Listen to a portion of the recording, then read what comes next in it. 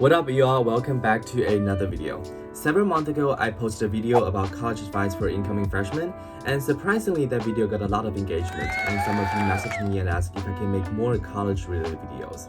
So, today I'll be reading my Common Application essay because it's college application season, and the Common App essay is probably one of the most important factors that influence college admissions, especially since a lot of universities have waived sanitized test scores this year, which means that you have to create a unique persona in your essays to showcase your personality and become more of who you already are. Alright, let's cut to the chase. I pushed the play button on the mixer and felt its enormous power. The indicator's red, flickering light in the SMS radio station reminded me of my time as an MC in kindergarten, and of the spotlight projecting on my sequined black velvet suit. Even when I was 5, I could confidently speak to crowds of people, imagining them to be rap listeners to satisfy my childhood vanity. My comfortableness in front of others surprised my teachers, who in turn made me the host of college ceremonies and evening parties. It was only natural that, after entering high school, I found the SMS radio station to be a new outlet for my desire to talk. The station's slogan, "Your voice, your power," made me envision dominating the discourse of Shenzhen Middle School. It's my high school, but it's called Shenzhen Middle School. I devoted myself to producing thick stacks of broadcast scripts and imitating the voice of professional broadcasters. The rush I felt sitting in front of the mixer was indescribable. Broadcasting must be an enviable job, I thought elatedly. But one day, I stepped out of the radio station and heard nothing but silence even though the indicator light was still flashing in the broadcast room.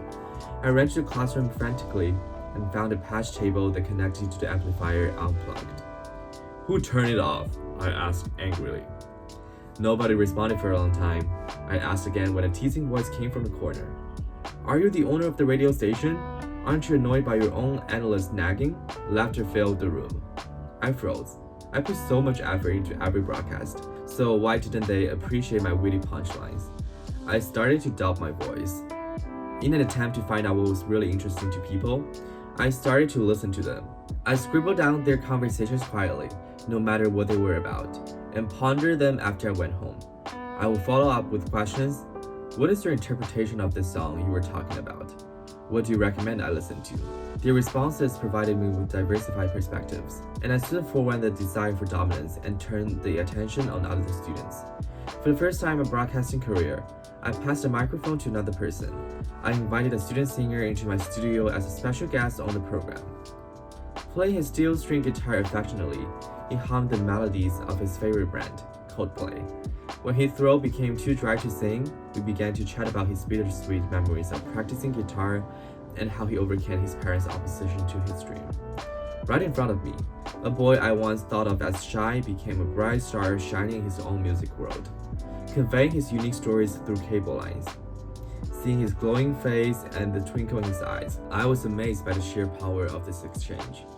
After the broadcast, I overheard a classmate say, I was obsessed with the singer's heartbreaking falsetto and with his unique experience as well. Unexpectedly, this program was even turned into a podcast by some enthusiastic audience members.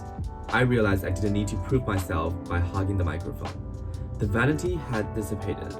Not only was I willing to accept a voice that was much stronger than my own, but I also was able to further strengthen that voice and spread it outwards.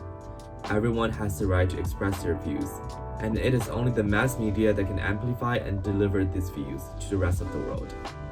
This is now the purpose of my beloved radio station. Sitting in SMS radio station, I heard its slogan again, but in a brand new way.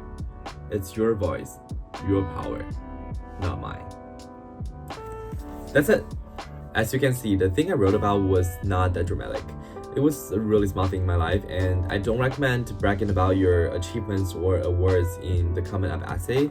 You can definitely write about your extracurricular activities, but be sure to include your own genuine thoughts on particular experiences. And I would say just be more creative with how you tell the story, because one thing I did really well in my essay is probably how I used the line, "Your voice, your power." How I interpret the slogan has changed over the years and kind of reflects my personal growth over time. Like how I understand my role as a broadcaster or more broadly a journalist has changed over the years. I think that's pretty much all my advice for writing your Common App essay.